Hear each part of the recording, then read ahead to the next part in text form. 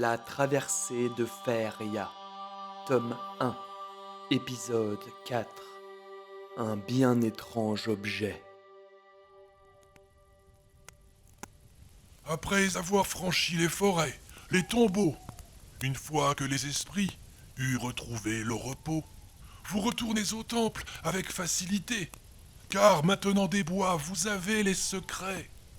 Ayant pu franchir la vallée du Grand Chêne, il vous fallait encore affronter la dite reine, grimper en haut du pic et vous en faire apôtre pour que la pierre magique, enfin, puisse devenir vôtre. C'est donc au temple oublié que la suite prend acte. Hâtez-vous, chevalier, racontez avec tact. Après avoir franchi les cavernes du passage sur indication de l'elfe, notre chevalier retrouve sans mal le temple oublié. Il se rapproche de l'obélisque où le fantôme lui était apparu, et il y dépose l'urne qu'il avait pu arracher au monstre dans les profondeurs de Dol Guldur. Mon fils, vous avez ramené mon fils. Luc, Luc, réveille-toi. Où suis-je? Qui suis-je? Luc, tu ne me reconnais pas? Luc, je suis ton père. Mon père est mort il y a bien longtemps. Pourquoi fait-il si froid? Ne t'inquiète pas, c'est fini maintenant. Nous allons bientôt rentrer. Chevalier, vous avez toute ma gratitude. Sans vous, je n'aurais jamais retrouvé mon fils. À moi de tenir parole à présent. Prenez cet objet. Je ne sais pas comment il fonctionne, mais je sais que la reine elfique en a grand peur. Adieu, chevalier. Puissiez-vous trouver ce que vous cherchez, au-delà des apparences. Luc, tu es prêt? Je ne comprends rien. Bientôt tout sera clair. Va. Bonne chance, chevalier. Et que la force soit avec vous. Après quelques incantations de druides et de magie, toute la tribu, le glaive en main, courait vers l'ennemi.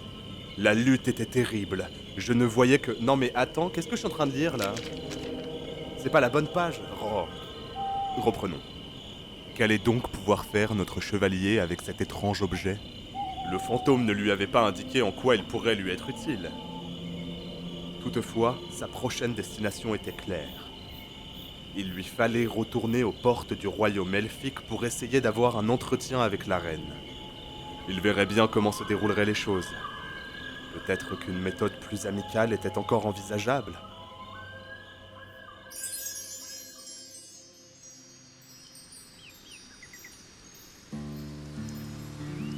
Notre héros arrive donc le long du rivage de Côte d'Argent.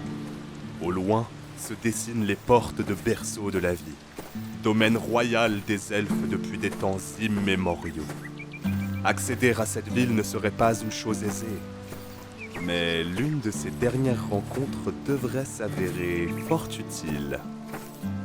Après avoir suivi le sentier de la côte, notre chevalier arrive donc aux portes de Berceau de la Vie.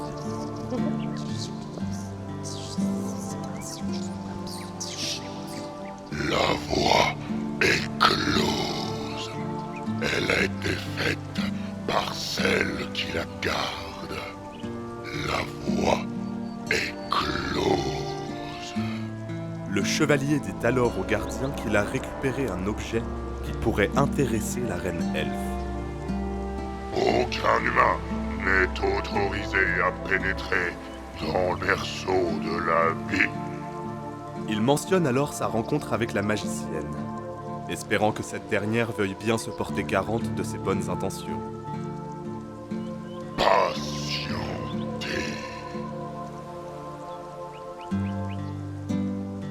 Après de longues heures d'attente, l'accès à Berceau de la Vie lui est enfin autorisé. Veuillez entrer. Le moindre faux pas vous coûtera la vie.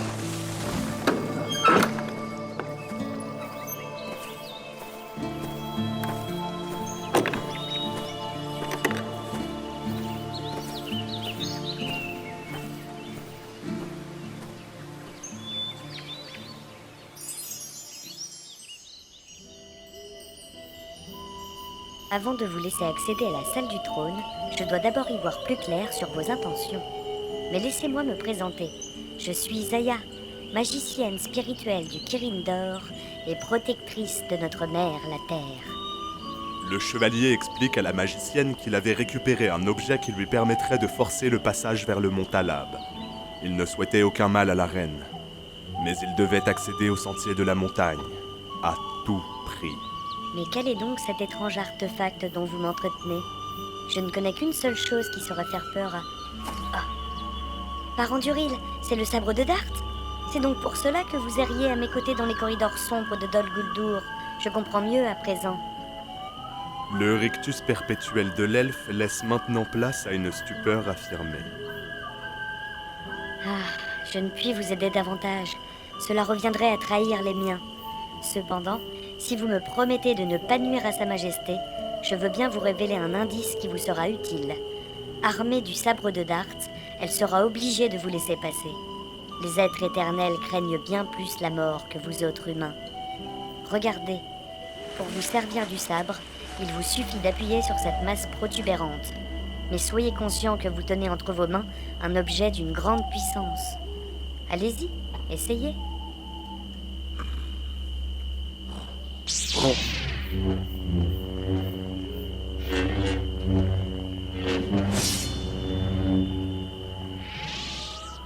Le sabre émettait une lumière rouge dont le rayonnement semblait tout pouvoir trancher.